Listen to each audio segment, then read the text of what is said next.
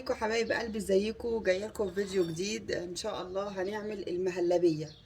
وعشان اعمل المهلبيه في شهر رمضان انا صعب ان انا ادوق السكر بتاعها واعرف السكر هيبقى معتدل ازاي، او يعني الكيلو لبن هياخد قد ايه سكر.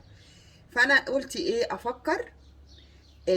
عايرت كوبايه لبن كده، وقلت احنا بنعمل كوبايه اللبن دي عاده احنا بنشربها معلقتين ونص سكر. فانا قلت خلاص انا هحط لكل كوبايه معلقتين ونص سكر. تمام. فانا هشوف علبه اللبن الكيلو هتاخد كام كوبايه، وبناء عليها هحط قد ايه سكر. فالمهلبيه معايا هتحتاج نشا ولبن وسكر وفانيليا. تمام. ادي اول كوبايه، بسم الله.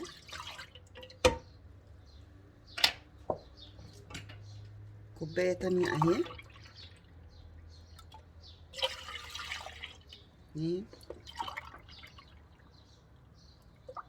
ادي تلاتة، 4 كوبايات لبن. تمام.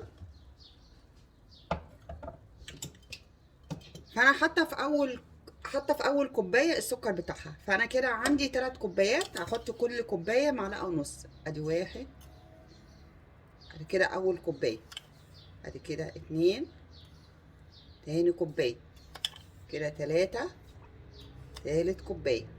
تمام. وهنقلبهم.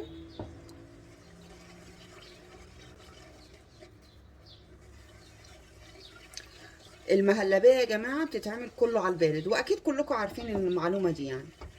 يعني ما ينفعش نشغل النار ونحط النشا والسكر والكلام ده، لا.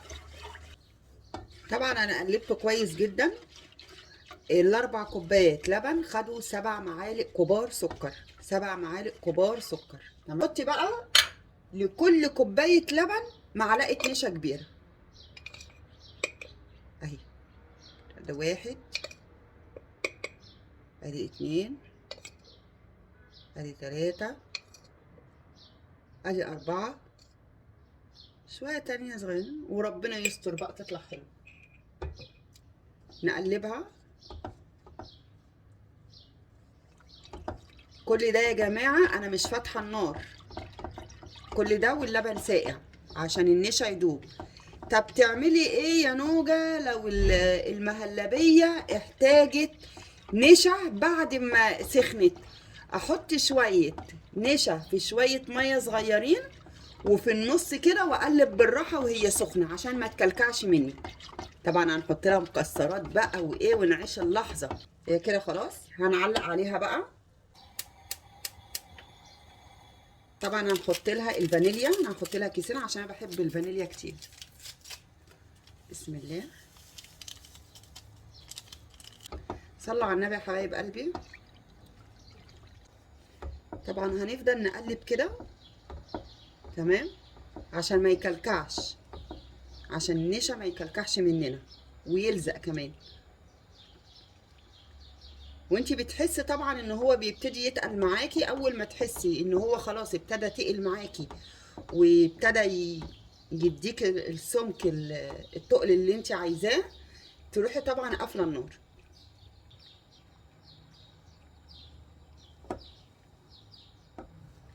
بصوا يا حبايبي ابتدى يتقل معايا، ومش هحتاج نشا على فكره.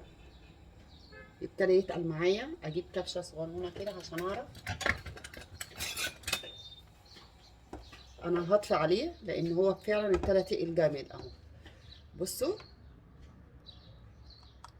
ده السمك اللي انا عايزاه، لان لو سبته النار شغاله هيتقل اكتر من كده اهو. طب لو تقل مننا يا نوجه نعمل ايه؟ شويه لبن بس ما يكونوش من التلاجة. شويه لبن وتبتدي تخففي بالراحه جدا وتقلبي بسرعه. تمام. بصوا السمك بتاعه ما شاء الله اهو. هنفضيه بقى في اطباق. حبايبي انا حسيت ان هو تقل مني قوي، زودته. جبت لبن بس مش في التلاجة، وزودته شويه وقلبت جامد كده. عشان ايه؟ لان طبعا هو لسه هيتحط في التلاجة فهيتقل زياده. فانا حطيت له لبن وخليته ايه خفيف شويه اهو. بصوا اهو كده التقل بتاعه حلو اهو. فحتى لو في التلاجة مش هتلاقيه كلكع منك ولا تقل جامد كده وجمد، لا. النشا بيبقى مختلف من مكان للتاني، فانا النشا بتاعي ده حلو فبيدي تقل جامد. فجماعة علبة اللبن تحطوا عليها 3 معالق بس نشا، مش 4. يعني على كل كوباية معلقة الا ربع نشا ومش مليانة.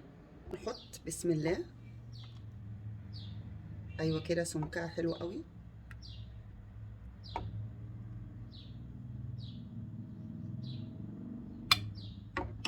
ما بملاش الطبق قوي عشان خاطر محدش يفوض منه، اللي عايز تاني ياخد طبق تاني.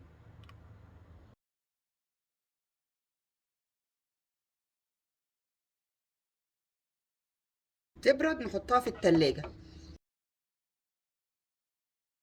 حبايبي عملوا معايا 7 اطباق. دول كوبايه علبه لبن، لتر لبن وكوبايه، يعني 5 كوبايات لبن. 5 كوبايات لبن عملوا لي السبع اطباق دول. واتنين فانيليا وتلاتة ونص نشا، 3 معالق ونص نشا، وسبع معالق سكر. 7 معالق سكر. تمام. نحط بقى ايه شويه جوز الهند خفيفه كده عشان في ناس ما بتحبهاش. انا طبقي ده انا هكتر له كتير، يعني انا بحب جوز الهند كتير. ليه بتحبي جوز الهند كتير قوي كده يا نوجة؟ عشان خاطر انا بجاوب لكم من غير ما تسالوا، عشان انا ما بحبش طعم اللبن اساسا. حطي بقى حاجات بسيطه كده.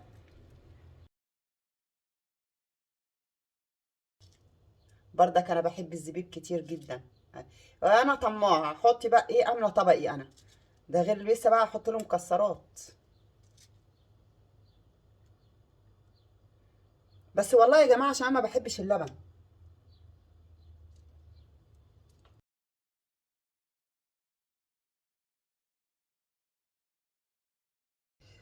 وده كده طبق المهلبية بتاعنا النهاردة. يا رب تكون عجبتكم. انا عارفة ان كلكم بتعملوا الحلويات في منتهى الجمال، بس انا اول مرة اعمل مع حلويات بجد، يعني انا ماليش في الحلويات.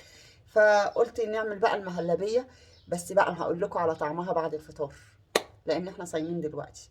بصوا، انا الطبق بتاعي انا هخليه رائع. يعني انتوا فاهمين اخليه رائع ازاي؟ يعني ايه، بس ايه اللي عايز بقى يبقى يعمل.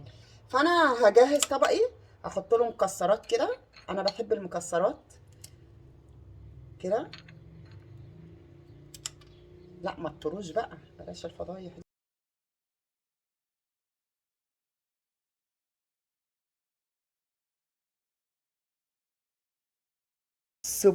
بصوا بقى يا جماعة بعد الفطار اوريكم بقى الطعم. يا لهوي على الجمال.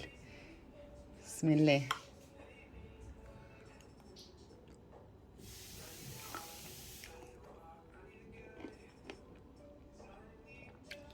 رائع رائع رائع. بصوا حتى السمك بتاعها